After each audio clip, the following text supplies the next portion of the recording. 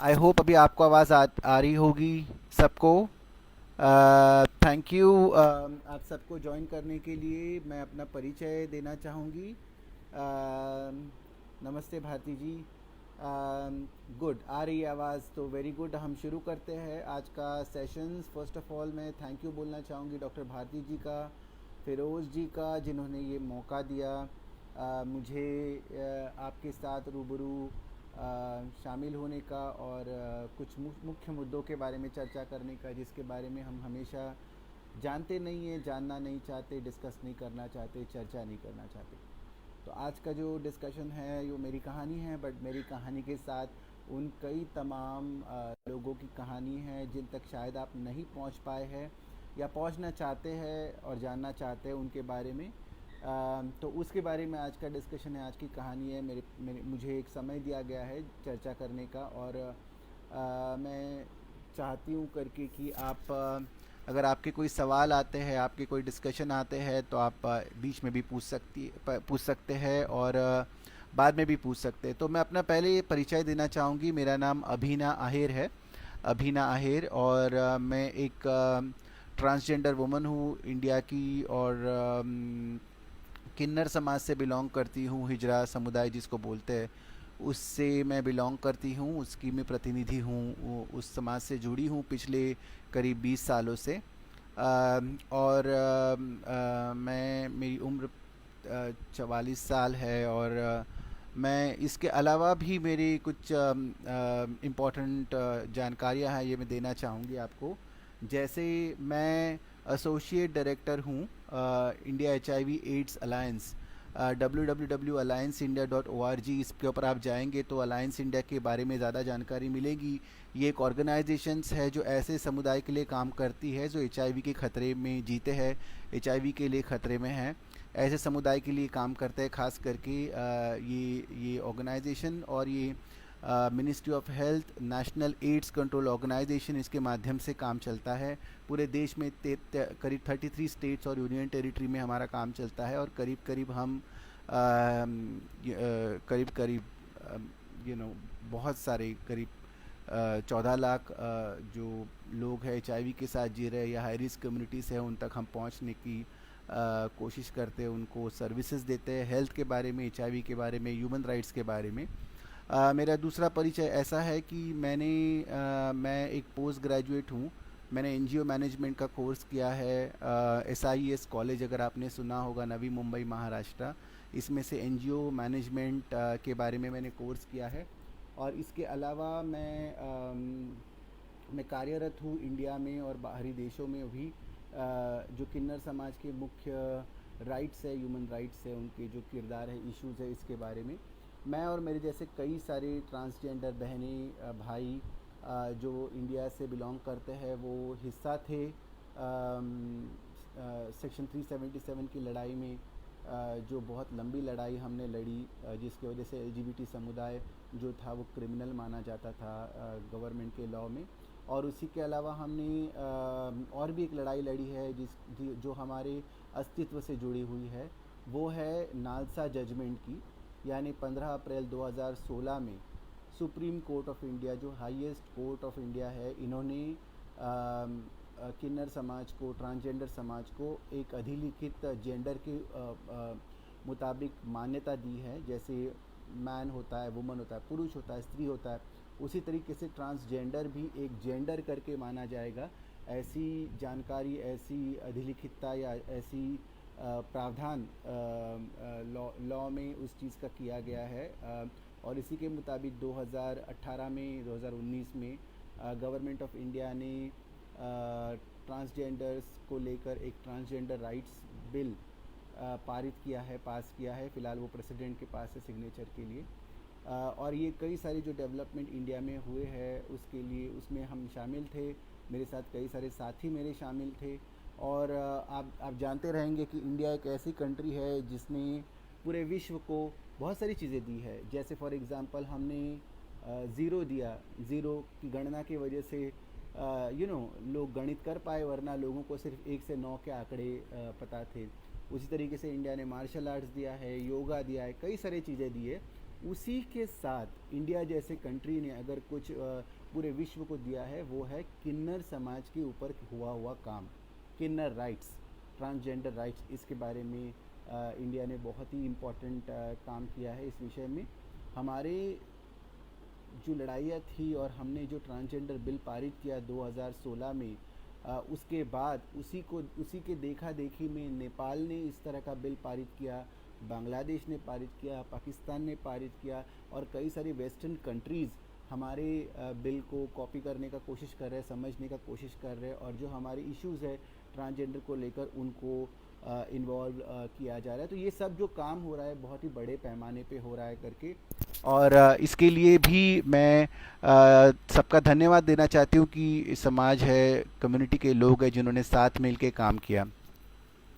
तो ये एक बहुत ही बड़ा बात है। बट ये जो जहाँ पे हम अभी पहुँचे हैं, जिस जिस मकाम पे हम है, उसमें बेसिकली इतनी आसानी से नहीं पहुँच पाए। हमारी लड़ाई, हमारी जो जंग थी वो बहुत ही इम्पोर्टेंट थी और एट द सेम टाइम बहुत लंबी भी थी।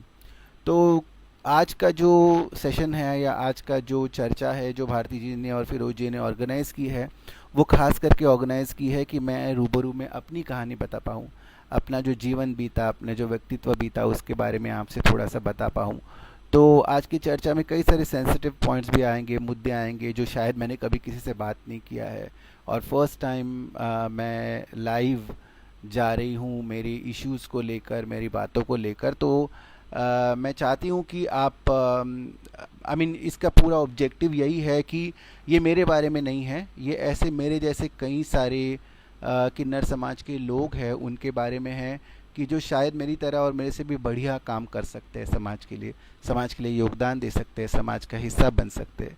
ये सब पॉसिबल हो पाया क्योंकि मुझे अपॉर्चुनिटीज़ मिली, और वो अपॉर्चुनिटीज़ मैं चाहती हूँ कि मेरे जैसे कई सारे लोगों को भी मिल पाए। तो आगे बढ़ने से पहले चलिए मैं थोड़ा सा आपको बताती हूँ मेरे बचपन के बारे में। तो जैसे मैं एक महाराष्ट्रियन मिडिल क्लास फैमिली में पैदा हुई थी, कि मैं मुंबई से बिलोंग करती हूँ। हमेशा मुंबई ही मेरा गांव रहा है। जैसे लोगों के गांव होते हैं कि ये गांव है, वो गांव है, ऐसा तो मेरा कोई गांव नहीं था। मैं मुंबई में ही पैदा हुई थी, अर्बन स्टेट में पैदा हुई थी। और मेरे माता पिता जो थे, जो मेरी माता थी, माता है, वो अभी भी 74 साल की है, और वही सोर्स है। जितना भी मैं काम कर पाई हूँ, जितना भी अपनी ज़िंदगी में हासिल कर पाई हूँ, उसका मुख्य कारण और उसका मुख्य जो प्रेरणा स्रोत है वो वही है।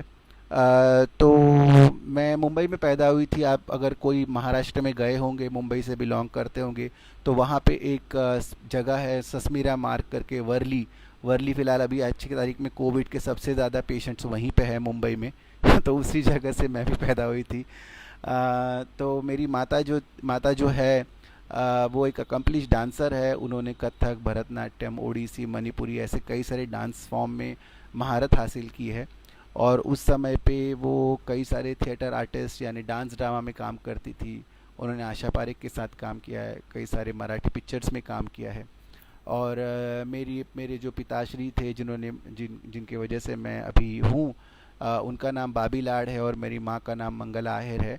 और बाबी लाड जो मेरे पिताश्री थे, वो एक इंस्ट्रूमेंट प्लेयर थे। महाराष्ट्र में अगर आपने देखा होगा कि लावनी करके एक बहुत ही फेमस डांस फॉर्म है, जिसमें ढोलकी करके एक इंस्ट्रूमेंट प्ले किया जाता है। और ये ढोलकी करके इंस्ट्रूमेंट बहुत ही इंटरेस्टिंग इंस्ट्रूमेंट होता है, जिसमें नौवारी साड़ी में यानी 9 यार्ड साड़ी में फीमेल्स डांस करती है, अदा करती है, और एक लोक कला है उस माध्यम से। तो मेरी माँ को बहुत इंटरेस्ट था वो लोक कला में, वो सीखने में, उसको दिखाने में, प्रस्तुत करने में। और मेरे पापा जो थे उसका इंस्ट्रूमेंट प्ले करते थे, और ऐसी उनकी कहानी, लव स्टोरी आप कह सकते हो, वो शुरू हुई। जिस लव स्टोरी में एक तरफ तो रिदम था और दूसरी तरफ डांस था, म्यूज़िक था।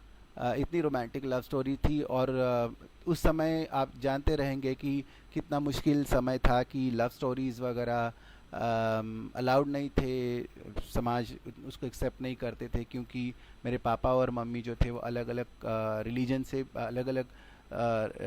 से भी बिलोंग करते थे। तो उन्होंने एक साथ आके डिसाइड किया कि हम अपना घर छोड़ेंगे और हम नई दुनिया स्थापित करेंगे। उन्होंने नई दुनिया तो स्थापित कर ली। फॉर्चुनेटली मेरी माँ को उस समय बॉम्बे म्यूनिसिपल कॉरपोरेशन यानी गवर्नमेंट का जॉब लग गया था क्लर्क करके, और उस समय उनकी तनख्वाह थी कुछ 190 रुपये। माँ अभी भी कहती है कि 190 रुपये की कीमत तुम क्या जानते हो। तो अभी 190 हमारे लिए रुपए क्या हो सकते हैं, कुछ भी नहीं हो सकते, पर फिर भी उस समय के लोगों के लिए 190 रुपये बहुत ही इम्पोर्टेंट चीज़ थी, जिसमें पूरा घर चलता था। 25 पैसे के चावल, बहुत सारी चीज़ें होती थी।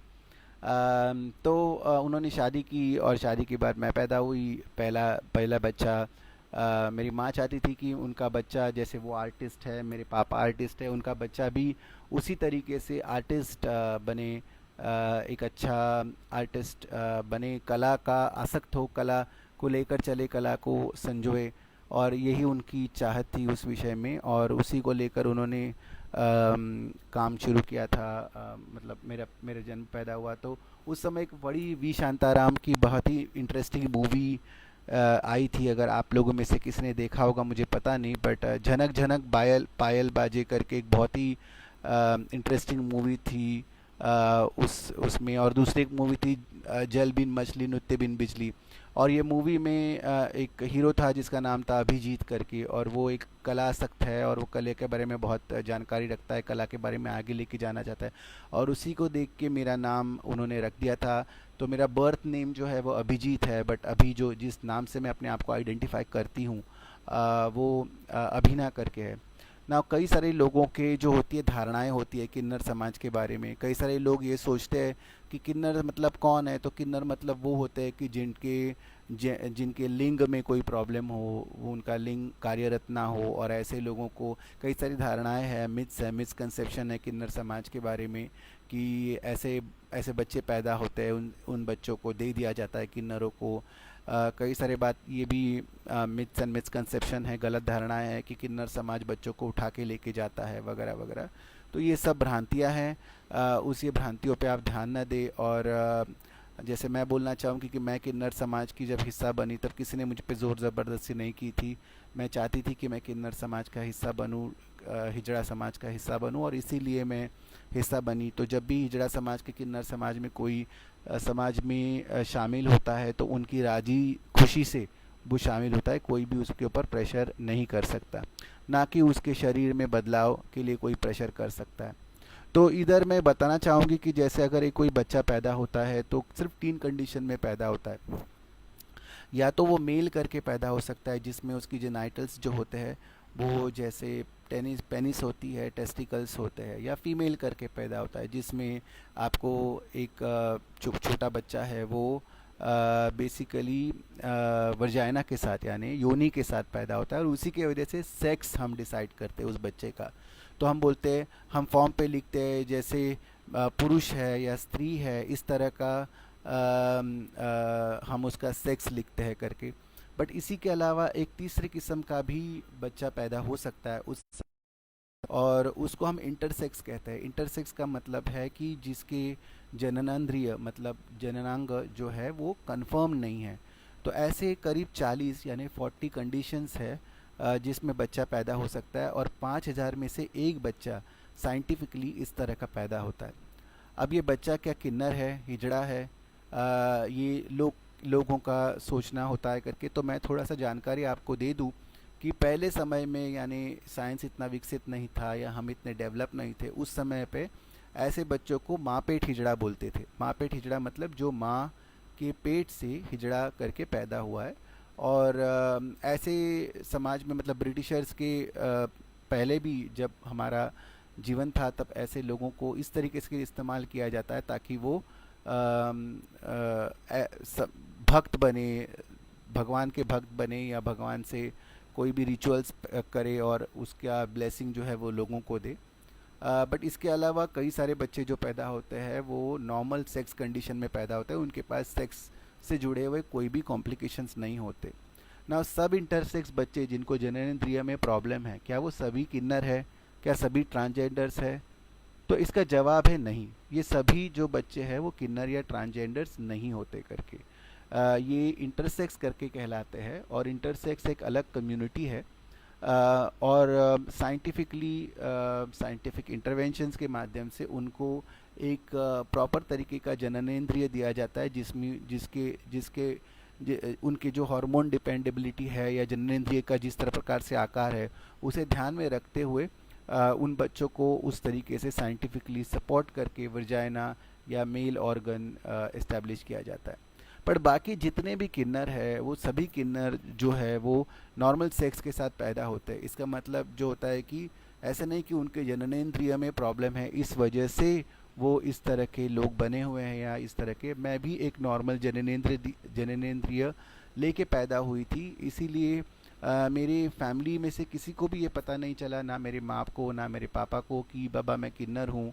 क्योंकि जब मैं पैदा हुई थी तब ऐसे कोई सिम्टम्स नहीं थे मेरे सेक्सुअल ऑर्गन्स में। बट ये मैं कहने का कोशिश कर रही हूँ करके कि सभी किन्नर जो आप देखते हैं, सभी किन्नर से आप जो मिलते हो, इसका मतलब ये नहीं है कि उनके जननेंद्रिय में प्रॉब्लम है और इसी वजह से वो किन्नर बने हैं। तीन चीज़ें हैं, सेक्स, सेक्सुअलिटी और जेंडर। सेक्स वो है कि जिसके साथ हम पैदा होते हैं, जैसे हम पुरुष या स्त्री करके पैदा होते हैं।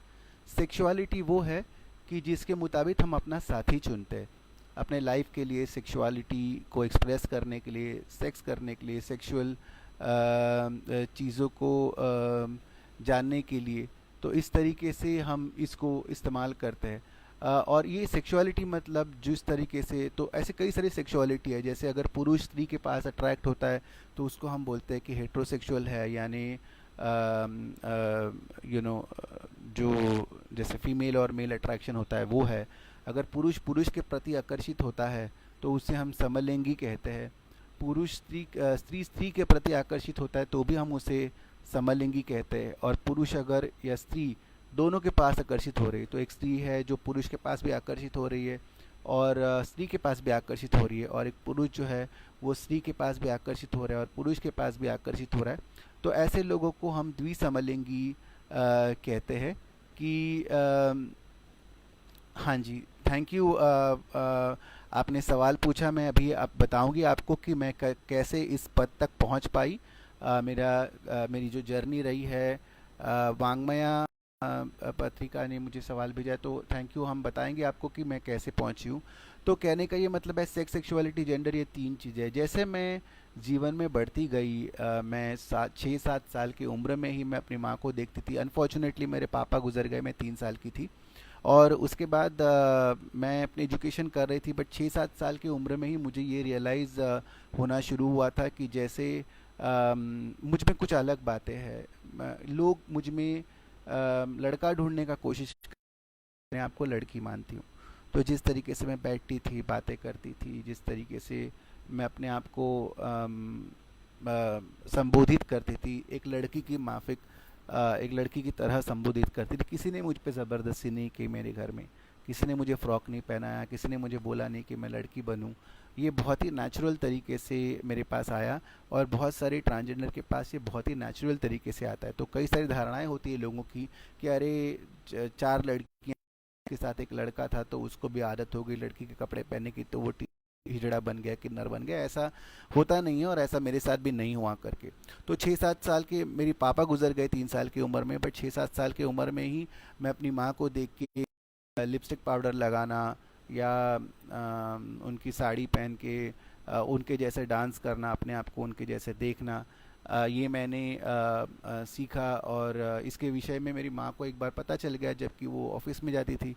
एक दिन वो जल्दी आगे उन्होंने देख लिया और उसके बारे में उनको बहुत ही आहत हुई थी, उनको बहुत दर्द हुआ था, उस चीज़ को लेकर तकलीफ़ हुई थी। और उन्होंने मेरे को करीब 100 बार लिखवाया भगवान के सामने बैठ के कि बेटा आप ये ऐसा कभी नहीं करोगे, आप कभी भी साड़ी पहनोगे नहीं, आप कभी भी लाड़ी पाउडर नहीं लगाओगे, कलर नहीं लगाओगे। क्योंकि आप देखिए कि एक अकेली माँ को बच्चे को पैदा करना और उसको बड़ा करना एक बहुत ही मुश्किल काम होता है। और इस विषय में भी मेरी माँ ने मुझे बहुत ही सपोर्ट किया। तो मेरे माँ का सपोर्ट सबसे इम्पोर्टेंट मेरी ज़िंदगी में। कई सारे किन्नर है ट्रांसजेंडर से, उनको अपने माँ बाप का सपोर्ट नहीं मिलता। उनको एक यंग एज में ही घर से बाहर निकाल दिया जाता है, 11-12 साल की उम्र में, 10 साल की उम्र में, 8 साल की उम्र में, कि हमको ऐसा बच्चा पैदा हो, हमको हम और हमारी ज़िंदगी पे ऐसा बच्चा लानत है, हम नहीं उसको रखना चाहते। हम इसकी वजह से हमारी गरिमा कम हो रही है, या इसकी वजह से लोग हमको जज करेंगे कि हम कैसा बच्चा पैदा किया। तो ये सब चीज़ें मेरी माँ को भी सुननी पड़ी थी, और इसकी वजह से मैं भी बहुत सारी आहत हुई थी मुझे ज़िंदगी में करके। बचपन मेरा जब बीता तब बहुत ही अकेलापन से बचपन बीता, कि मैं लोगों से बात नहीं करती थी, लोगों से जान पहचान नहीं बढ़ाती थी, हमेशा अकेले रहती थी, और ये सोचती थी कि मैं अकेली एक ऐसी इंसान हूँ कि जो इस तरह के सिचुएशन से गुज़र रही हूँ। मुझे कोई भी सपोर्ट नहीं है, मेरे फ्रेंड्स बहुत ज़्यादा नहीं थे, जो भी मेरे फ्रेंड्स बनते थे वो मुझे चिढ़ाते थे या मेरा इस्तेमाल करते थे। और जैसे कहते हैं करके कि एक बच्चा बड़ा हो जाता है, एक लड़की बड़ी हो जाती है, तब मोहल्ले को पहले पता चलता है, घर वालों को लेट पता चलता है। उसी तरीके से जैसे मैं बढ़ना शुरू कर दी, मेरे जो हाव भाव थे, जिस तरीके से मैं रहती थी चलती थी, उसकी वजह से लोग मुझे जानने लग गए कि अरे ये अलग है, अरे इस इंसान थोड़ा सा अलग है, हटके है करके। मेरा दोस्तों में मिलना जुलना भी और लड़कियों की तरह बात करना भी खटकने चालू हो गया। लोग मुझे कई नाम से बुलाना शुरू कर दिए, छक्का, मामू, हिजड़ा, डबल रोटी, डबल पराठा, मीठा चावल, कई सारे नाम मुझे देने गए। मेरे साथ मेरे माँ को भी ह्यूमिलिएट करना शुरू कर दिया कि अरे ये अकेली औरत है, इस बच्चे को संभाल रही, इसलिए ऐसा बच्चा निकल गया। मेरी पूरी जो मतलब कहते हैं कि मेरा जो पूरा ब्लेम था वो मेरी माँ तक भी चला गया, कि मेरी माँ ने मुझे अच्छे से रेज़ नहीं किया, इसकी वजह से मैं हिजड़ा निकल रही हूँ, इस तरीके से मैं बिहेव कर रही हूँ अपने आप को। तो उनको भी बहुत सारी आहत होती, उनको दर्द होता था। कई बार उनकी फ्रेंड्स वगैरह उनको सजेस्ट करते थे कि अरे तू अकेली तो है, इस बच्चे को दे दे अनाथालय में, बोर्डिंग में भेज दे, और दूसरी शादी कर लेना, उसमें कौन सी बड़ी बात है। पर मेरी माँ ने कभी किया नहीं। मैं जैसी भी थी उसके बावजूद मेरी माँ डट के मेरे पीछे खड़ी थी। वो अकेले में रोती थी, अकेले में उनको आहत होती थी, तकलीफ़ होती थी, पर कभी भी उन्होंने ज़ाहिर नहीं किया कि मेरा बच्चा हिजड़ा है, मेरा बच्चा किन्नर है, तो मैं उनको ऐसे ही दे दूँगी। करीब 10 या 12 साल के वक्त जब मैं पहले टाइम मेरी माँ के साथ कहीं बाहर घूम रही थी, तब फर्स्ट टाइम एक सिग्नल पे मैंने हिजड़ा देखा। एक किन्नर था, और वो कर क्या रहा था, वो सिग्नल मांग रहा था, यानी वो भीख मांग रहा था। ये मेरा पहला रूबरू इंटरेक्शन था एक किन्नर के साथ, एक ट्रांसजेंडर के साथ। तो तब मैंने जब पहले टाइम एक हिजड़ा देखा, तब मेरी माँ के पास मैंने पलट के देखा और मेरी माँ को बोला कि माँ ये कौन है, मुझे इनसे बात करनी है। तो मेरी माँ ने बोला नहीं नहीं, इनसे बात मत करना, इनसे बात ज़रा भी मत करना, इनके नज़दीक मत जाना, बिकॉज ये अच्छे लोग नहीं होते, ये उठा के लेके जाते हैं बच्चों को। ये मेरे माँ ने सबसे पहले मेरे सबक दिया किन्नर समाज के बारे में, हिजड़ा समाज के बारे में। और मैं ही नहीं, सभी लोगों की जो फैमिली मेम्बर्स होते हैं वो अपने बच्चों को इसी तरह का जानकारी देते हैं कि किन्नर ख़राब होते हैं, ट्रांसजेंडर ख़राब होते हैं, वो बच्चों को उठा के लेके जाते हैं, वो ताली बजाते हैं, गाली देते हैं, बुरे होते हैं, इनसे दूर रहना चाहिए। यही सब जानकारी हम अपने बच्चों को देते हैं। वही किन्नर को हम बुलाते हैं जब शादी रस्म व रिवाज होता है, उनको नाचने के लिए, ढोलक बजाने के लिए इनकरेज करते।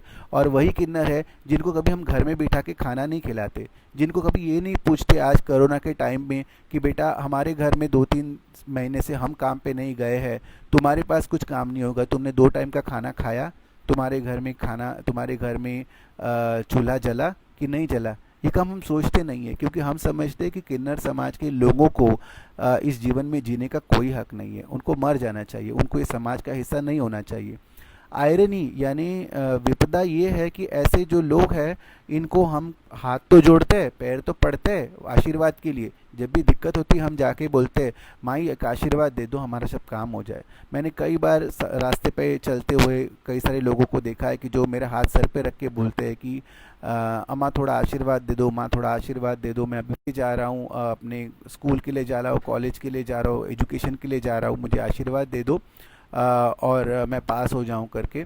पर वही लोग कभी भी मुझे घर पे नहीं बुलाएंगे, कभी भी लोग मुझे मेरी कीमत उन्होंने सिर्फ 10 रुपये जोड़ी है कि 10 रुपये मैं हाथ में रखूँगा इनके, और ये मेरे को आशीर्वाद देंगे तो मेरा काम हो जाएगा। बट ये इंसान मेरे घर में आने लायक नहीं है, ऐसा कई बार लोग सोचते हैं। और समाज में जब मैं बढ़ रही थी, इसी तरह की दिक्कत हो रही थी, उसी समय एक और चेंजेस मेरे बॉडी में हो रहा था। सबसे पहले मैंने बताया आपको कि मेरी माँ ने मुझे हिजड़ा समाज के बारे में ये सबक मिला, बट मेरे अंदर द्वंद्व चल रहा था, मेरे अंदर चल रहा था एक बहुत बड़ा तूफान ये लल रहा था कि अरे ये इंसान जो मुझे दिखाई दे रहा है, ये इंसान मेरे नज़दीक का लगता है, इस इंसान से मैं जाके बात करना चाहती हूँ। इस इंसान को मैं समझना चाहती हूँ, ये कौन है इंसान, और मेरे अंदर इस इंसान की तरफ फीलिंग्स क्यों आ रही है।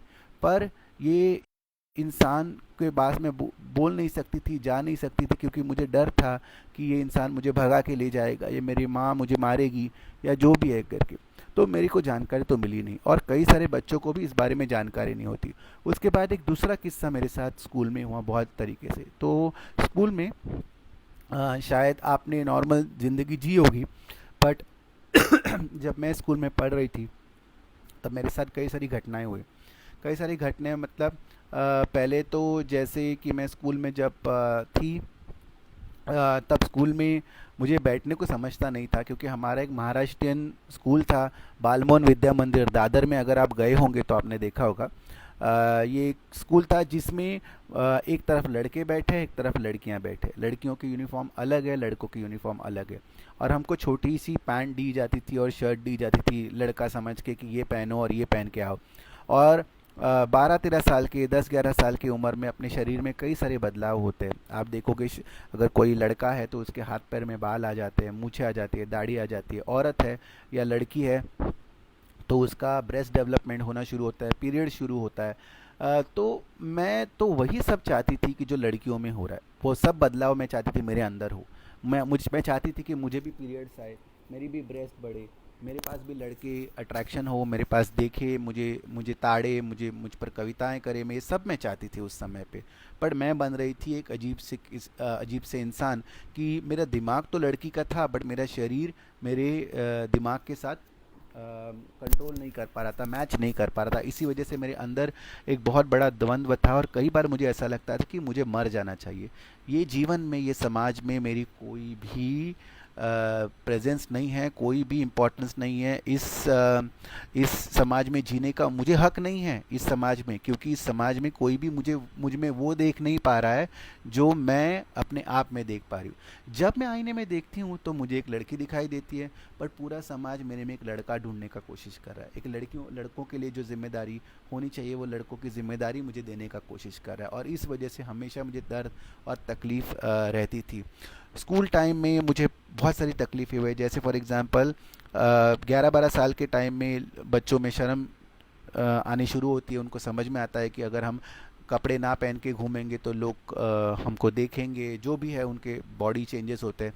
ऐसे वक्त में सबसे बड़ी चीज़ मुझे दिक्कत करने लगी, सबसे बड़ी चीज़ जो मुझे तकलीफ़ देने लगी उस विषय में, वो था कि वॉशरूम, बाथरूम जाना। कितना स्वाभाविक चीज़ है ना, नेचर कॉल है, कोई भी करता है, सब लोग पॉटी करते हैं, सब लोग बाथरूम करने जाते हैं, कितनी स्वाभाविक चीज़ है। बट एक ट्रांसजेंडर के लिए कितनी स्वाभाविक चीज़ कितनी मुश्किल हो सकती है, ये कभी आपने सोचा है? उस समय मैंने पहनी थी शर्ट पैंट, और मैं इस्तेमाल करना चाहती थी लेडीज़ लू। बिकॉज मैं जानती थी कि जब मैं लड़कों के लू में जाती हूँ, लड़कों के बाथरूम में जाती हूँ बाथरूम करने के लिए, तब लोग मुझे ऊपर से नीचे देखते हैं, कोई मेरी पैंट खींचता है, कोई मुझे ये देखने का कोशिश करता है कि इसके अंदर क्या है, वजाइना है कि टेस्टिकल्स है कि क्या है इसमें। और ये कई बार मैंने फेस किया।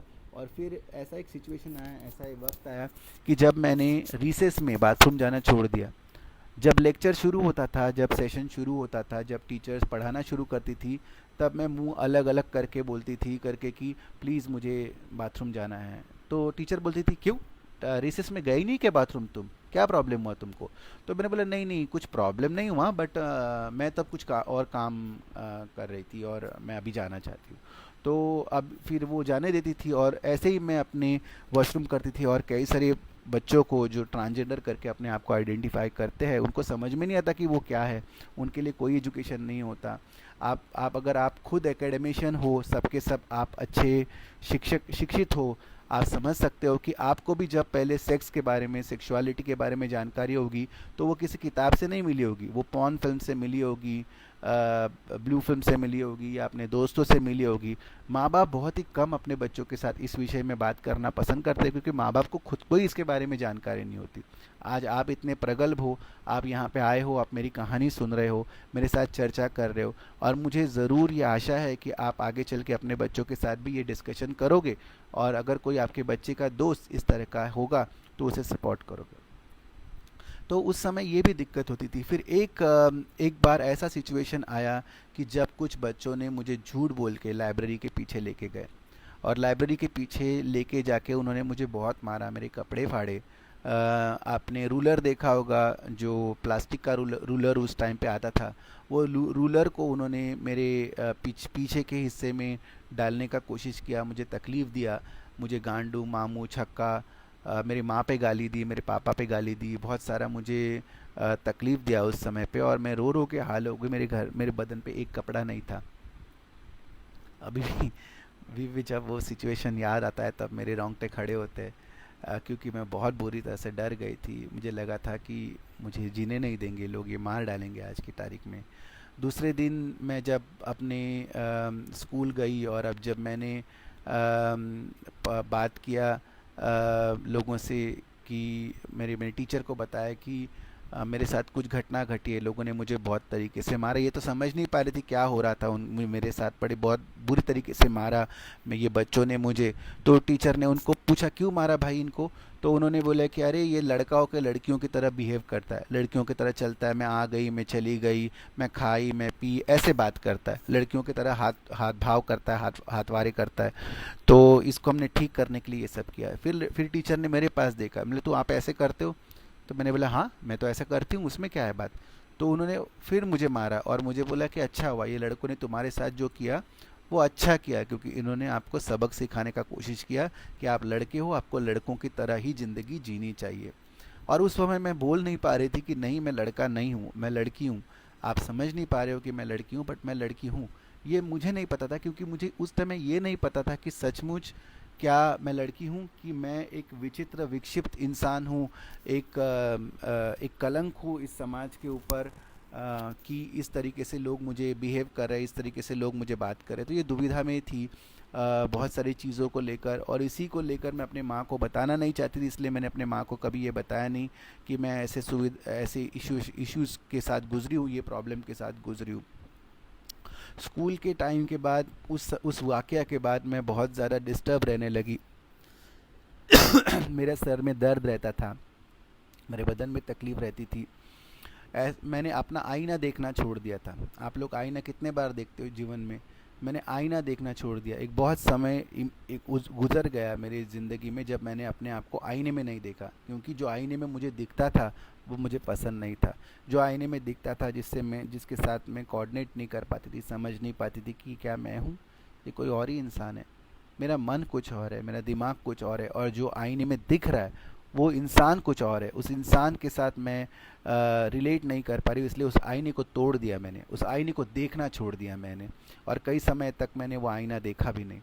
एजुकेशन का 10वीं करने के बाद, मैं मिडिल क्लास फैमिली से थी, और शायद मेरी माँ ने हमेशा एक ही मुझे एस्पिरेशन दिया कि बेटा गवर्नमेंट जॉब कर लो। मेरा आज गवर्नमेंट जॉब है, इसके वजह से मैं अच्छे से सर्विस कर पा रही हूँ, या मेरे मेरे पति गुजर जाने के बाद भी मैं तुमको सपोर्ट कर पा रही हूँ, तो गवर्नमेंट जॉब कर लो। मेरी ज़िंदगी में मेरे साथ मैच्योरिटी बहुत जल्दी आ गई। मैंने छोटे छोटे जॉब करना शुरू कर दिया। मैं किसी के कुत्ते घुमाती थी, किसी का बैंक का काम करती थी, अपने माँ को सपोर्ट करती थी इसके लिए। तो सबसे एक बहुत ही छोटी उम्र में मुझे एक बात पता चल गई कि जैसे मेरी तकलीफ़ में मेरे माँ ने मेरा साथ नहीं छोड़ा, मुझे मेरे माँ का साथ नहीं छोड़ना है। जीवन में कुछ भी हो जाए, चाहे ऊपर नीचे कुछ भी हो जाए, मुझे अपने माँ को साथ में लेके चलना है, उसका साथ नहीं छोड़ना है, उसको अलग नहीं करना है। ये बात बहुत जल्दी मेरे दिमाग में समझ आई थी। दूसरा एक बात ये भी मुझे समझ आ गई थी बहुत जल्दी, कि अगर मैंने एजुकेशन आधे में छोड़ दिया तो मेरा फ्यूचर भी वही इंसान की तरह होगा कि जो सिग्नल पे भीख मांग रहा है। अगर मैंने एजुकेशन कंप्लीट नहीं किया, अगर एजुकेशन मैंने आधे में छोड़ दिया, तो मुझे भी यही लग रहा था कि मेरा भी फ्यूचर वही होगा। लोग मुझे भी उसी तरीके से देखेंगे सिग्नल पे भीख मांगते हुए, उसी कपड़े में, उसी लिबास में, और मुझे देख के लोग गाड़ी का शीशा ऊपर कर देंगे, या कुछ गाली दे देंगे, या हटका के बोल देंगे, या मैं सामने होते भी नज़र चुराएंगे मुझसे। तो मैंने सोचा कि नहीं, मुझे ऐसा नहीं बनना है, मुझे एजुकेशन कंप्लीट करना है, चाहे हो जो भी हो जाए, क्योंकि मुझे मेरे माँ का सपोर्ट करना है, मेरी माँ का जिम्मेदारी मेरे हाथ के ऊपर है, और मेरा कुछ भी हो जाए, मेरे कुछ भी प्रॉब्लम्स हो फिर भी। बट कई बार मेरे साथ साइकोलॉजिकल प्रॉब्लम्स होने लगे, मेरा सर दर्द करने लगा, मैं क्योंकि ये बातें किसी को बता नहीं पा रही थी। एक अकेलापन जब इंसान का खाता है उसको, तो कितनी बुरी तरीके से खाता है ये सोचिएगा। जीवन के एक बड़े उम्र तक अगर आपको अकेलापन खाते रहे, आपके दोस्त ना रहे, आपके ये लॉकडाउन जो चल रहा है इसमें आपको पता चल गया होगा, जब आप दोस्तों यारों से नहीं मिलते हो तब कैसे आपको फील होता है। क्या आप खुश थे ये 3 महीने के 4 महीने के लॉकडाउन में? नहीं, राइट। आप झगड़ रहे थे, आप तकलीफ में थे, आप 10-10 मिनट बात करते लोगों से। आपने ऐसे ऐसे लोगों को भी फ़ोन किया होगा जिनसे ज़िंदगी में कभी आपने बात नहीं की होगी। तो मेरे साथ भी कुछ ऐसे ही घटना घट रही थी, मेरे साथ भी ऐसा ही सिचुएशन हो रहा था कि मैं किससे बात नहीं कर पा रही थी। तो एजुकेशन को लेकर भी मेरे साथ कई सारी दिक्कतें होने लग गई। जैसे एजुकेशन के टाइम पे टीचर्स ने मुझे बोलना बंद किया कि यही कपड़े पहनने, ये आदमी के कपड़े, इसी के कपड़े के साथ तुमको एजुकेशन करना पड़ेगा, तुमको और कोई कपड़े नहीं मिलेंगे करके। जबकि मैं टीचर को बोलती थी नहीं, मैं स्कर्ट पहनना चाहती हूँ, मैं वो लड़की की तरह कपड़े पहन के बैठना चाहती हूँ क्लासेस में, उनके साथ उनके जैसा बात करना चाहती हूँ। कोई मानने को तैयार नहीं था। जब मेरा साइकोलॉजिकल प्रॉब्लम बहुत ज़्यादा बढ़ने लगा और जिसकी वजह से मैं स्कूल बंक करने लगी, स्कूल जाना बंद कर दी या कम कर दी, तब मेरे माँ ने मुझे बाबा हॉस्पिटल लेके गई, जो कि मुंबई में है, बांद्रा में। बाबा हॉस्पिटल में ले गए और वहाँ पे एक साइकियाट्रिक डिपार्टमेंट था। उन्होंने मुझे कई सारे पिक्चर्स बताए, कई सारे सवाल पूछे हैं। मुझे ये तो पता नहीं कि उन्होंने क्या क्या सवाल पूछा है, मैं बहुत छोटी थी, मैं करीब 14-15 साल की होगी शायद। और आखिर में उन्होंने मेरे माँ को बोल दिया कि आप एक काम कीजिए, जब भी ये इंसान को इस तरीके से फीलिंग होती है तब उनको एक डार्क रूम में, मतलब अंधेरा करके, पैरासीटामॉल दे दीजिए और सोने को बोल दीजिए, ये इंसान को ठीक हो जाएगा। तब से मेरे माँ ने मेरे साथ ये करना शुरू कर दिया और आज की तारीख तक जब भी मैं घर में बैठी होती हूँ तब मैं अपने दरवाजे और खिड़कियाँ बंद करके बैठी हूँ, क्योंकि मेरे दिमाग में इतना गहरा उसका सदमा पहुँच गया है करके, कि जबकि एक साइकेट्रिस्ट को मुझे बोलना चाहिए था नहीं बेटा तुम खुल के जियो, तुम जैसे हो वैसे अच्छे हो, जैसे जीना चाहते हो वैसे जियो, जो अपने आप को मानते हो उसे एक्सेप्ट करो, लोगों से चर्चा करो, लोगों से बात करो, लोगों से मिलो, हिचकिचाओ मत, डरो मत अपने लिए। उसके बाद मैंने अपने फैमिली के फंक्शंस में जाना बंद कर दिया, क्योंकि लोग वहाँ पे भी मुझे पूछना शुरू करते थे, मेरी माँ को, कि तुम्हारा बेटा ऐसा क्यों है, उसके ऐसे बाल थोड़े से बड़े क्यों हैं, उसके आईब्रोज क्यों बनी होती है, वो थोड़ा लाली पाउडर लगा के क्यों घूमता है, मेकअप करके क्यों घूमता है करके, वो चीज़ को लेकर। और मेरी माँ को जवाब नहीं दे पाती थी। माँ मेरे को पूछ नहीं पाती थी, मैं माँ को जवाब नहीं दे पाती थी, और मैं समाज को जवाब नहीं दे पाती थी कि मैं ऐसे क्यों हूँ करके। लोगों को समझ नहीं आता था, क्योंकि लोगों को ऐसे लगता था कि ये सब जो है वो इस वजह से है क्योंकि मेरी माँ अकेली है या मेरे पापा गुजर गए हैं, इसकी वजह से मुझे एक फादर फिगर नहीं है लाइफ में, इसके वजह से, इस सब का सोचना इसी तरीके से था। और मेरी माँ भी उससे बहुत परेशान होती थी, डिस्ट्रेस होती थी, वो तकलीफ़ में रहती थी कि वो कैसे इस तरह का इशू डील करे। एक बार मेरी माँ ने मुझे बिठा के सिखाया, उन्होंने बोला देख बेटा, मैंने जितना सिखाना है तुझे वो मैं सिखा रही हूँ, ठीक है, इसके आगे शायद मैं सिखा पाऊँ या ना सिखा पाऊँ, मेरे गवर्नमेंट में जॉब में अवेलेबल जितना है वो मैं तुझे दे दूँगी, मैं तुझे कभी तकलीफ़ नहीं होने दूँगी, मैं तेरे साथ हमेशा खड़ी रहूँगी, पर तुझे भी अपना खुद देखना पड़ेगा। तब मैंने सोचा कि मुझे करना चाहिए, मैं छोटे छोटे जॉब करना शुरू की, कॉलेज में मैंने ये किया। बट जब मैंने 11th स्टैंडर्ड में 10वीं के बाद पहला एजुकेशन लेना शुरू कर दिया, तब मैंने सुइसाइड अटेम्प्ट करना शुरू करे, बिकॉज मेरे अंदर अंदर ही अंदर अपने आप को मैं खा रही थी।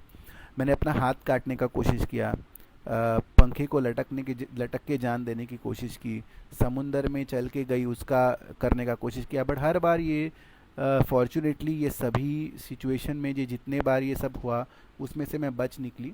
तब मैंने ऊपर देखा आसमान के पास और मैंने भगवान को पूछा, भगवान तू चाहता क्या है मुझसे, तू चाहता क्या है, तू मुझे मारना नहीं चाहता, तू जैसे मैं जीना चाहती हूँ वैसे तू मुझे जीने नहीं दे रहा है, तो तू चाहता क्या है, मैं क्या करूँ। तो तभी मुझे एक ख्याल दिल में आया कि शायद मैं कुछ ऐसी चीज़ के लिए बनी हूँ कि जो चीज़ दूसरे नहीं कर पा रहे, इसलिए भगवान या नेचर या सुपर पावर जिसे भी आप मानते हो, खुदा, अल्लाह, जो भी है, उन्होंने मुझे ज़िंदा रखा। मुझे लगा कि इसीलिए वो मुझे इस विषय में रखना चाहते हैं कि ताकि मैं जीवन में कुछ कर पाऊँ। और फिर उसके बाद मैंने पलट के कभी नहीं देखा। फिर मैंने देखा नहीं, अब मैं जीऊँगी, पर मैं जीऊँगी तो खुल के जीऊँगी, शान से जीऊँगी। अगर मैं मर नहीं पा रही हूँ तो मैं जीऊँगी पूरी पूरी तादाद में जीऊँगी। मैं किसी को सुनने वाली में नहीं हूँ और किसी को भी डर के रहने वालों में से नहीं हूँ, और मैं डर के जीऊँगी भी नहीं और डर के दूसरे को जीने भी नहीं दूँगी। मुझे जो नहीं मिला जीवन में वो मैं दूसरे इंसान को, आज जो अभिना जो स्कूल में है, आज जो अभिना 10 साल की है, 5 साल की है, 4 साल की है, जिसे जो सर्विसेज नहीं मिल रहे, जिसे जो फैमिली से प्यार नहीं मिला है, उससे वो फैमिली से प्यार मिलने के लिए मैं लड़ूंगी। जो रिस्पेक्ट नहीं मिला सोसाइटी के लिए, उस रिस्पेक्ट के लिए मैं लड़ूंगी। जो अपॉर्चुनिटी नहीं मिली सोसाइटी में, उस अपॉर्चुनिटी के लिए मैं लड़ूंगी। और फिर मैंने पलट के कभी नहीं देखा। मैंने पूरे कॉलेज लाइफ में अपना कॉलेज किया, आर्ट्स में मैंने इकोनॉमिक्स में ग्रेजुएशन कंप्लीट किया। उसी समय में मैंने अपने आप को आदमी करके ही रिप्रेजेंट किया। मैं शर्ट पैंट पहनती थी, किसी को नहीं बताती थी, क्योंकि एजुकेशनल इंस्टीट्यूशन में बहुत ज़्यादा लेवल पे आज की तारीख में भी बहुत ज़्यादा डिस्क्रिमिनेशन होता है क्योंकि नोट्स नोट्स शेयर नहीं करते, बच्चे साथ में बैठते नहीं, टीचर अच्छे से पढ़ाते नहीं। इसी को ध्यान में देते हुए मैंने अपने आप को आदमी बनाया। मैं फॉर्मल कपड़े पहनती थी, मैंने अपना जेंडर छुपाया, लोगों से अपने आप से छुपाया। मैं जब बैठती थी, जैसे चलती थी, वो अपने आप को मैं देखती थी कि ऐसा तो नहीं पता चलता लोगों को कि मैं हिजड़ा हूँ करके, मैं ट्रांसजेंडर हूँ करके, इसको पता तो नहीं चल रहा है। ये सब ध्यान में रखते हुए मैंने अपना ग्रेजुएशन कंप्लीट किया। ग्रेजुएशन कंप्लीट करने के बाद सबसे पहले मैंने सोचा कि मैं ये एजुकेशन कंप्लीट तो कर रही हूँ, पर उस टाइम पे जॉब नहीं था। उस टाइम पे कंप्यूटर सिर्फ नए नए आए हुए थे, फ्लॉपी डिस्क और ये सब बड़े बड़े कंप्यूटर्स थे, और कंप्यूटर्स का रिवॉल्यूशन हो रहा था उस समय। तो मैंने सोचा कि ठीक है, मैं कंप्यूटर्स करूँगी, मैं बाहर गाँव जाऊँगी, पैसा कमाऊँगी, अपने माँ को सेटल करूँगी और फिर सोशल वर्क में काम करूँगी। ये पता नहीं था कि, तब तक ये भी पता नहीं था कि ऐसा कुछ पॉसिबल है कि एक एक शरीर से दूसरे शरीर में आप बदलाव ला सकते हो, एक शरीर से आप सर्जरीज कर सकते हो, हार्मोन चेंजेस कर सकते हो। ये सभी कोई जानकारी नहीं था। मुझे लगता था कि पूरे इंडिया में मैं अकेले एक इंसान हूँ, ऐसी हूँ। क्योंकि उस टाइम पे इंटरनेट नहीं था जैसे आज आपके लोगों पे, जैसे हम चर्चा कर रहे हैं। उस टाइम पे सभी इन्फॉर्मेशन किताबों से मिलती थी, बट किताबें भी एलजीबीटी के ऊपर इतनी सारी लिखी हुई नहीं थी, ट्रांसजेंडर के ऊपर तो लिखी हुई नहीं किताबें थी। एंड मैं बात करी हूँ करीब 95 94 के दशक की, 90 के दशक की, जब इतना ज़्यादा एजुकेशनल मटेरियल भी अवेलेबल नहीं था। मैंने डिप्लोमा कंप्यूटर कंप्लीट किया सॉफ्टवेयर इंजीनियरिंग में, और जावा और सी प्लस प्लस में मैं सिखाती थी कंप्यूटर में, कंप्यूटर एजुकेशन में। वहाँ पे भी जो कंप्यूटर इंस्टीट्यूट के जो हेड थे वो मुझे बहुत डिस्क्रिमिनेट करते थे, मुझे अलग रखते थे। लोग मेरे साथ बैठ के खाना नहीं खाते थे, बट फिर भी मैंने अपना छोड़ा नहीं। मैं बोली नहीं, मैं एजुकेशन कंप्लीट करूँगी, मैं जॉब करूँगी और मैं एक अच्छा रिस्पेक्टफुल ज़िंदगी जीना पसंद करूँगी। मेरे माँ ने मेरे को जो प्रिंसिपल्स दिए हैं, जो वैल्यूज़ दिए हैं, उन्होंने कभी ये नहीं बोला कि मैं किसी के सामने हाथ फैलाऊं। तो वो मैं नहीं करूँगी, चाहे दुनिया में कुछ भी हो जाए करके मैं अपनी इस पे जीऊँगी, शर्तों पे जीऊँगी। उस समय जब मैं आ रही थी तब मुझे एक मैगज़ीन मिला, वो भी कबाड़ी के दुकान में, और वो मैगज़ीन का नाम था बॉम्बे दोस्त। ये पहली पत्रिका थी जिसमें मैंने देखा कि स्केच बनाया हुआ था कि एक आदमी आदमी से लिपटा हुआ है करके। मैंने बोला ये कौन सा मैगज़ीन है, मैंने कभी तो ऐसा मैगज़ीन नहीं देखा करके। उससे पहले जब मैं सेक्सुअलिटी के माध्यम से जा रही थी तब मुझे हमेशा ऐसा लगता था कि मैं लड़की हूँ और मैं शादी करूँ, मेरे बच्चे बच्चे हो, मैं बच्चे अडॉप्ट करूँगी, एक घर होगा, मेरे पास डॉग होंगे, मैं अच्छे से रहूँगी, अपने पति के साथ अपना ख्याल रखूँगी। जो जो भी आदमी मेरे साथ अट्रैक्टेड होता था या मैं जिससे अट्रैक्टेड होती थी, मैं हमेशा यही सोचती थी कि वो मुझसे शादी करे, मुझे एक इज़्ज़त दे, दुनिया में एक औरत की तरह इज़्ज़त दे और बढ़े। कंप्यूटर इंजीनियरिंग करने के बाद, डिप्लोमा करने के बाद मैंने पढ़ाना शुरू कर दिया एक कंप्यूटर इंस्टीट्यूट में, देवउर्मी इंस्टीट्यूट करके, कांदिवली करके एक जगह है मुंबई में, उसकी जगह पे मैंने पढ़ाना शुरू किया बच्चों को। और मैंने अपने आप को दबाए रखा। जब वो मैगज़ीन मिला, तब फर्स्ट टाइम मैंने वो मैगज़ीन मिला, तो अब मैं मैगज़ीन पढ़ूँ कहाँ पे? घर पे तो लेके जा नहीं सकती, फैमिली को पता चल जाएगा कि मैं किस तरह का मैगज़ीन पढ़ रही हूँ। तो मैंने उस टाइम पे जो सुलभ शौचालय यानी पब्लिक टॉयलेट होता है, उसमें 10 पैसा दे के या कुछ जो भी अमाउंट था, उसमें देखिए टॉयलेट में बैठ के वो मैगज़ीन मैंने पढ़ा। उस मैगज़ीन में फॉर्चुनेटली आधा हिस्सा इंग्लिश था और आधा हिस्सा हिंदी था। मुझे इंग्लिश इतनी अच्छी तरीके से नहीं आती थी उस समय पे, तो मैंने हिंदी में वो मैगज़ीन पढ़ा। और हिंदी में जब वो मैगज़ीन पढ़ा तब मुझे ये पता चला कि ऐसी संस्था है जिसका नाम है हमसफ़र ट्रस्ट, जो कि मुंबई में है, वकोला में है, सांता क्रूज़ में है। और इस समाज, एक ऐसे समाज के बारे में मुझे जानकारी मिली जो समाज के बारे में मैं अनभिज्ञ थी। LGBT करके कोई समाज है, लेस्बियन है, गे है, ऐसे लोग हैं, इनके बारे में जानने की कोशिश की। मैं एड्रेस लेके वो संस्था के जगह पर पहुंच गई, और वहाँ पे संस्था के जो संचालक है श्री अशोक राव कवि जी, जो एक जर्नलिस्ट है और वो पहले गे इंसान है जो इंडिया में आउट एंड ओपन बाहर निकल के आए कि मैं गे हूँ और ये मेरी इश्यूज़ है। तब मैं उनसे मिली और वो एक छोटे से कंप्यूटर पे काम कर रहे थे। तभी इस एनजीओ में इतना पैसा नहीं था, एनजीओ में इतना सफिस्टिकेटेड काम नहीं होता था, बहुत छोटे लेवल पे संस्थाएं काम करती थी। मैं वहाँ गई और मैंने उनको देखा और उनको बोला कि मैं ना अपने आप को विकृत मानती हूँ। तब उन्होंने बोला कि क्या विकृत? तो मैंने बोला विकृत विकृत विकृत मतलब मैं अपने आप को अननेचुरल मानती हूँ करके, मैं अजीब हूँ, साइको हूँ मैं। तो उन्होंने बोला क्या साइको, क्या विकृत? उन्होंने बोला कि बेटा एक बात सुनो, विकृति एवं प्रकृति, विकृति एवं प्रकृति, प्रकृति में जो है वो सब नेचुरल है, कुछ विकृत नहीं है, क्योंकि प्रकृति ने वो बनाया है, प्रकृति ने वो लाया है। तो आप और मैं कोई डिसाइड करने वाले नहीं होते हैं कि विकृति क्या है और प्रकृति क्या है, क्योंकि प्रकृति में जितना जो है वो प्रकृति है। तब मुझे पहले टाइम कॉन्फिडेंस आया। मैंने 8 साल वो संस्था में काम किया, मैंने पीयर एजुकेटर करके काम किया था। मैं कॉन्डम बांटती थी पब्लिक टॉयलेट के बाहर लोगों को HIV एड्स के बारे में जानकारी देने के लिए। और 8 साल में मैं वहाँ पे प्रोग्राम मैनेजर बन गई। मैंने इस एनजीओ में काम करना सीखा, सोशल सेक्टर में काम किया, अलग अलग कम्युनिटीज़ के साथ काम किया। उसके बाद मैं वहाँ से निकली और मैंने सोचा कि अब मैंने तब तक मैं अपना जेंडर चेंज करने के बारे में बहुत कुछ जानकारी हासिल कर चुकी थी। मैं काउंसलिंग से जा चुकी थी और मेरे हार्मोन ट्रीटमेंट शुरू हो चुकी थी, जिसमें हार्मोन को लेकर इंजेक्शन्स लेने पड़ते हैं, गोलियां लेनी पड़ती है, जिससे आपके बदलाव में, शरीर में बदलाव हो सकते हैं। किसी ने सवाल पूछा है कि how transgender is different than gay and lesbian. So transgender एक जेंडर से जुड़ी हुई आइडेंटिटी है, गे और लेस्बियन एक सेक्सुअलिटी से जुड़ी हुई आइडेंटिटी है। मतलब सेक्सुअलिटी मतलब एक पुरुष जो अपने आप को पुरुष समझता है और दूसरे पुरुष के पास आकर्षित होता है, वो अपने आप को गे मानता है, वो अपने आप को औरत नहीं मानता। जो स्त्री एक स्त्री मानती है अपने आप को और दूसरी स्त्री के पास आकर्षित होती है फिजिकली, मेंटली, वो अपने आप को लेस्बियन मानती है।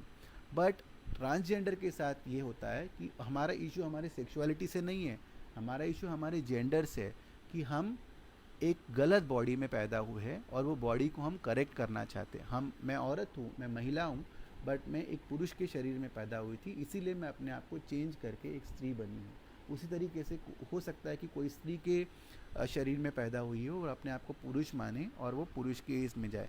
तो ये बहुत दो अलग अलग चीज़ है, एक सेक्सुअलिटी से जुड़ी हुई है और एक जेंडर से जुड़ी हुई है। आप देखिए 100 लोगों के केस में अगर कोई गे जा रहा होगा तो आप शायद जब तक वो हाव भाव नहीं करेगा या अपने आप को बताएगा नहीं, आपको पता नहीं चलेगा कि वो गे इंसान है या लेस्बियन इंसान है।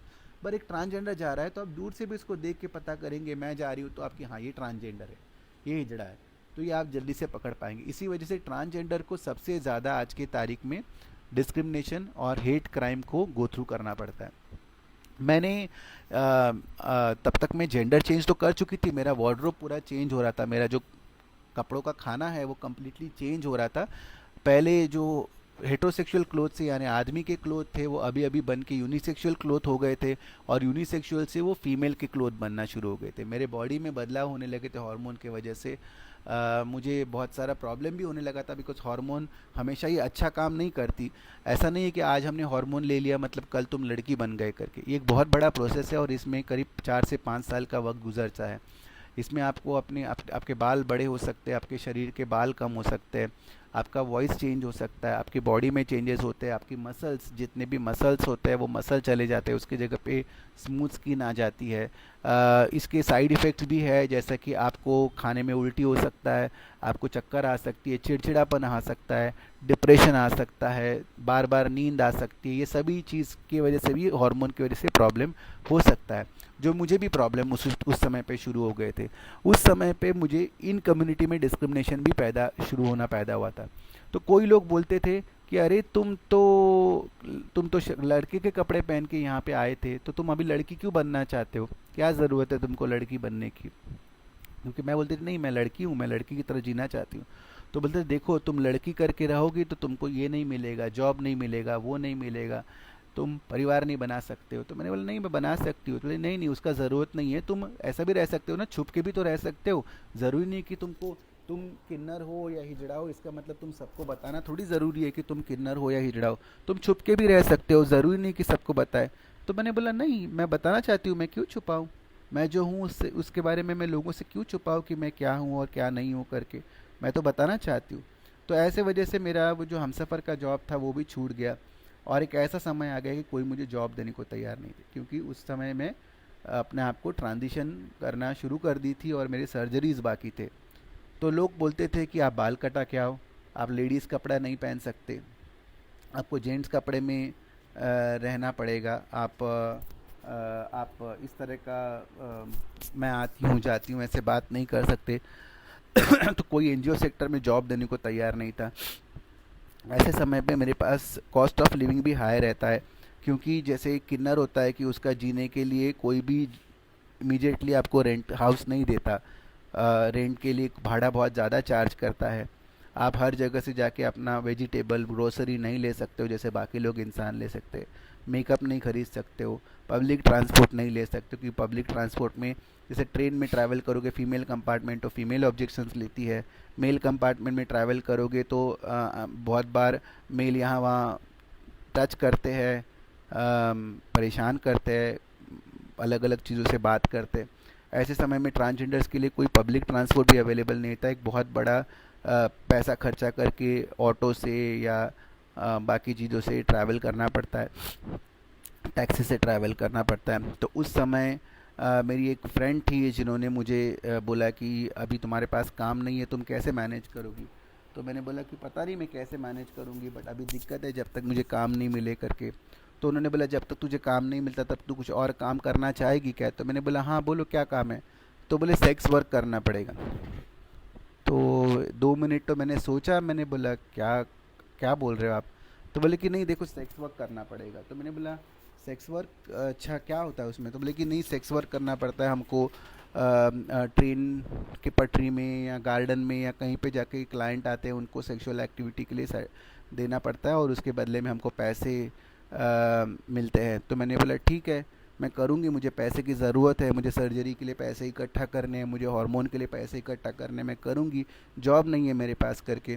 तो करीब 2.5-3 साल तक मैंने सेक्स वर्क किया, पटरी में खड़े रह के सेक्स वर्क किया। ऐसे दिन भी देखे जहाँ पे अंधेरे में लोग पत्थर मार रहे हैं, ऐसे दिन भी देखे जब पुलिस से डंडे खाते हुए मैं भागी हूँ, गटर के अंदर छुपी हूँ। ऐसे दिन भी देखे कि जब क्लाइंट को हमने बोला कि नहीं आपको सेफ्टी इस्तेमाल करनी है, कॉन्डम इस्तेमाल करना है, किसी क्लाइंट ने कॉन्डम फाड़ दिया, ज़बरदस्ती गले पे चाकू रख दिया, जो भी कमाया हुआ था पूरी रात में 10 क्लाइंट 12 क्लाइंट करने के बाद वो पैसे सुबह सुबह किसी ने 7-8 बजे छीन के ले गए, मारा, कपड़े फाड़ दिए, नंगा करके छोड़ दिया।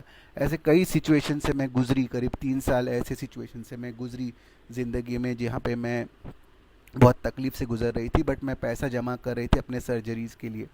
उसके बाद मुझे फॉर्चुनेटली एक रिसर्च चल रहा था ट्रांसजेंडर्स के ऊपर, और उसी समय पे डॉक्टर एक मेरी जो ये थी जॉन्स हॉपकिंस यूनिवर्सिटी में जो हेड थी उनकी, वो रिसर्च के लिए वहाँ पे आई और उनसे बात करना शुरू किया। और उन्होंने मुझे बोला, तब मैं इंग्लिश में बात करना शुरू करी उनके साथ, इंग्लिश में मैं जवाब दे रही थी उनके बातों के लिए, उनके रिसर्च के सवालों पे इंग्लिश में बात कर रही थी, और मैंने कंप्यूटर में भी वो बना के दे दिया। तो वो एकदम हैरान हो गई, उन्हें बोला कि आपको इंग्लिश आता है। तो मैंने बोला हाँ। तो बोले कि नहीं हमने इतने हिजड़ों को किन्नरों को देखा, किसी को इंग्लिश नहीं आता है। तो मैंने बोला नहीं नहीं मैं पोस्ट ग्रेजुएट हूँ, मैंने किया है। तो बोले आप धंधा क्यों करते हो, सेक्स वर्क क्यों करते हो। तो मैंने बोला मुझे कोई जॉब ही नहीं दे रहा है, मैं 10 जगह जाके आई, कॉरपोरेट में मैंने कोशिश किया, एनजीओ में मैंने कोशिश किया, सब जगह कोशिश किया, लोग मुझे जॉब देने के तब तैयार हुए जब मैं आदमी के कपड़े पहनूं, औरत के कपड़े पे मुझे कोई जॉब देने को तैयार नहीं। तो बोले कि नहीं नहीं ऐसे कोई बात नहीं, आप एक काम करो, बांद्रा में मेरा ऑफिस है, आप यहाँ पे दूसरे दिन आके मिलो। तो मैंने बोला ठीक है। तो उन्होंने मैंने बोला देखिए मेरे सर्टिफिकेट जो है वो सब मेरे मेल नाम पे है, मेरे फीमेल नाम पे नहीं, मैं अपने आप को अभिनय करके बोलती हूँ, बट मेरे सर्टिफिकेट जो है वो सब के सब मेल नाम पे है। तो उन्होंने बोला कोई बात नहीं आप आ जाओ हम बात करेंगे। तो मैं गई वहाँ पे और उनसे बात की। उन्होंने मुझे सिर्फ एक सवाल पूछा पूरा मेरा टेस्ट लेने के बाद, रिटर्न टेस्ट वगैरह करके, मैं तुमको क्यों जॉब दूँ, तुम हिजड़ा हो इसके लिए कि तुम प्रोफेशनल हो इसके लिए। तो मैंने एक सेकंड का भी समय नहीं लिया, मैंने बोला कि नहीं आप प्लीज़ मुझे इसलिए जॉब मत दो कि मैं हिजड़ा हूँ करके, मैं प्रोफेशनल हूँ इसके लिए आप जॉब दो। मैं आपको गारंटी देती हूँ कि जितने आपके पूरे ऑफिस में लोग काम नहीं करते उतना काम मैं आपको करके बताऊँगी। उसके बाद मैंने पीछे मुड़ के नहीं देखा। 3 साल मैंने वहाँ पे काम किया, मैंने बहुत कुछ सीखा।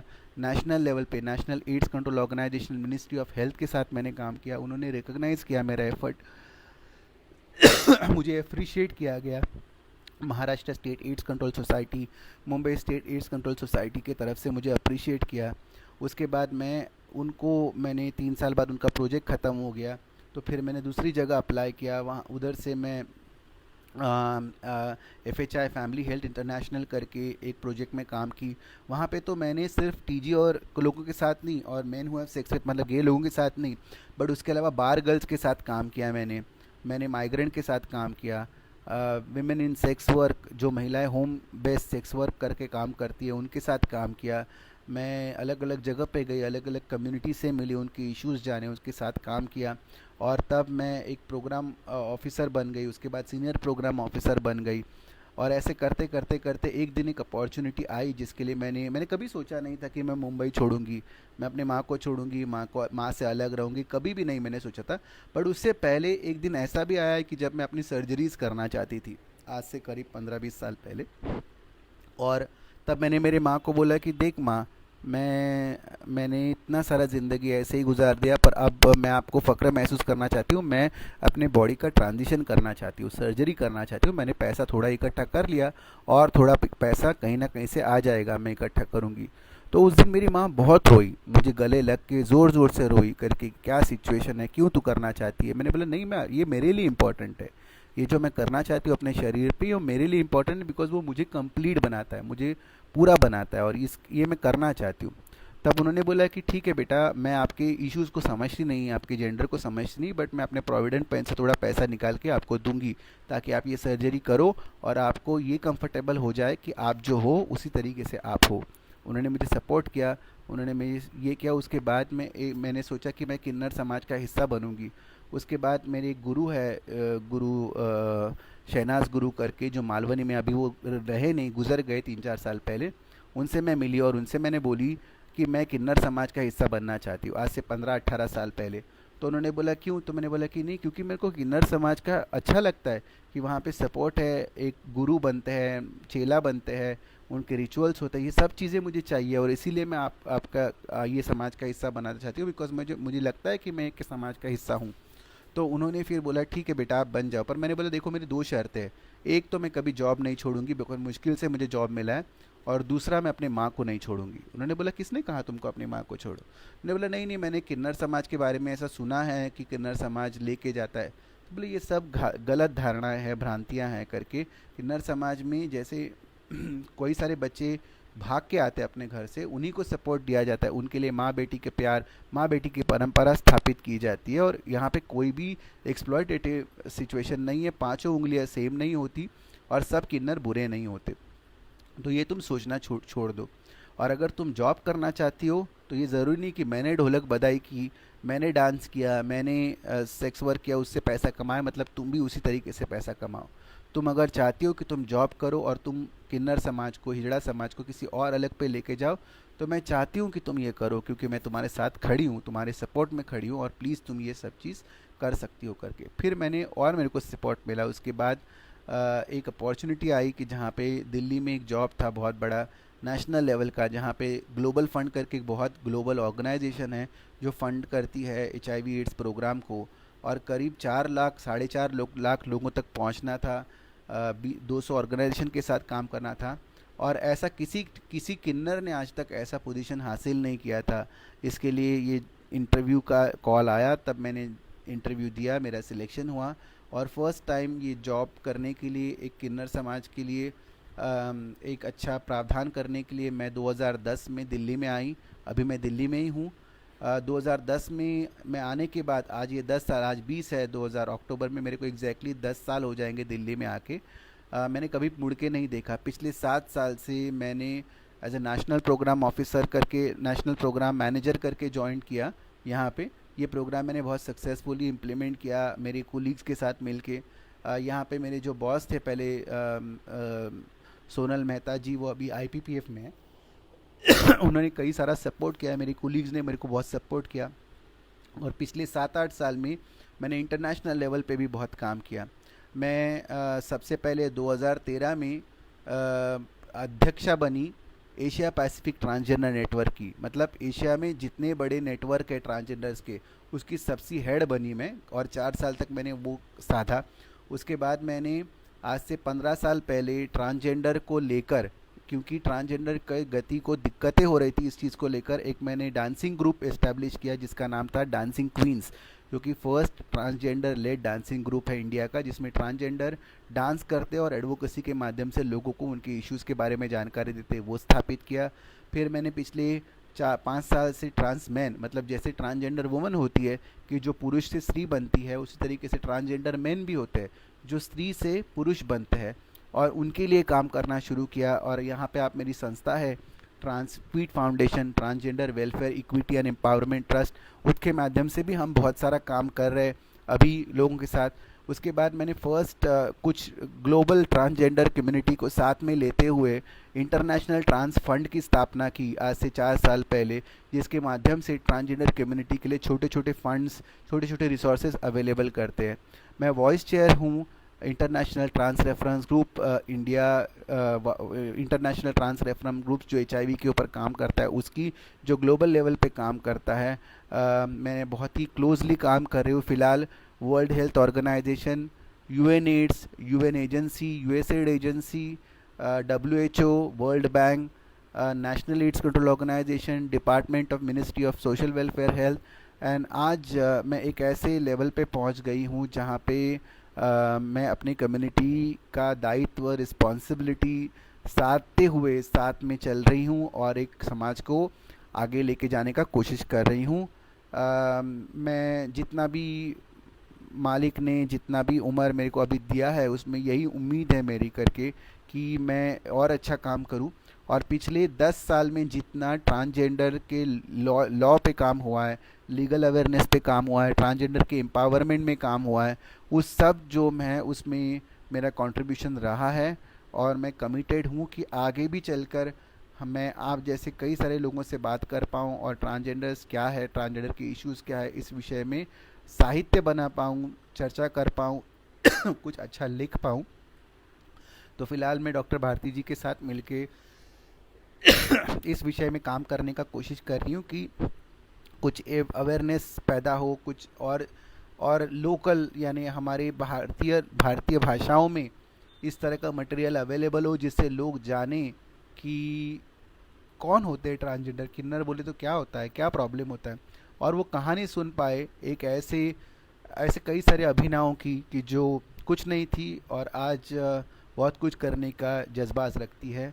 मैं ये कहने का कोशिश कर रही हूँ इस चर्चा के माध्यम से, और अभी समय बहुत काफ़ी कम हो गया है, मतलब 1-2 मिनट ही बचे, तो मैं बोलना चाहूँगी कि मैं ये बोलने का कोशिश कर रही हूँ कि आसमान एक ही है, ज़मीन भी एक ही है, पानी भी हम सेम पीते हैं, बट राइट्स एंड अपॉर्चुनिटीज़ जो हमको मिलते हैं वो सिमिलर नहीं होता।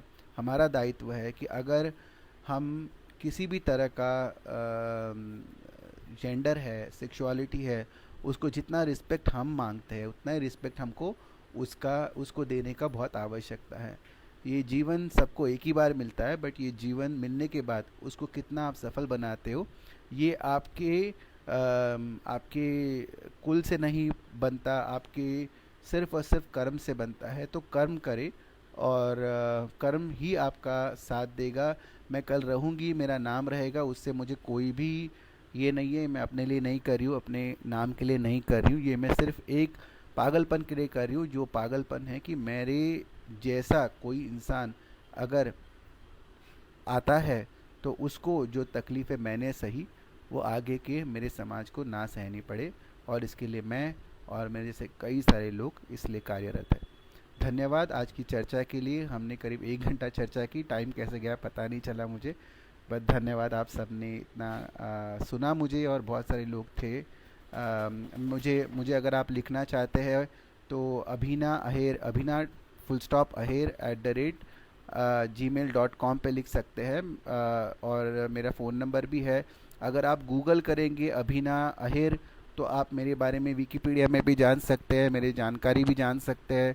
मेरे वीडियोस भी देख सकते हैं। और प्लीज़ आप कांटेक्ट में रहिए और जितना हो सके हम सपोर्ट करेंगे।